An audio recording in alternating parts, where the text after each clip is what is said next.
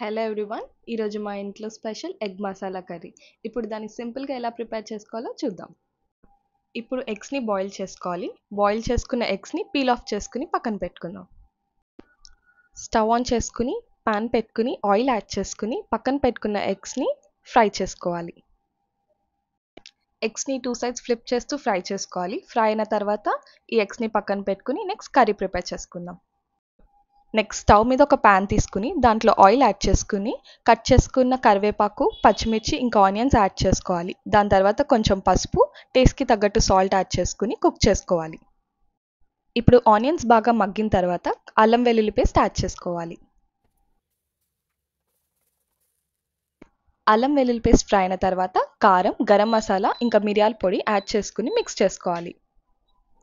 మసాలా బాగా ఫ్రై అయిన తర్వాత ఒక టీ కప్ వాటర్ పోసుకుని పక్కన పెట్టుకున్న ఫ్రై చేసుకున్న ఎగ్స్ని ఇందులో యాడ్ చేసుకోవాలి. కర్రీ బాగా దగ్గరగా కుక్ అయిన తర్వాత కొత్తిమీర యాడ్ చేసుకుని వేడివేడిగా సర్వ్ చేసుకోవాలి.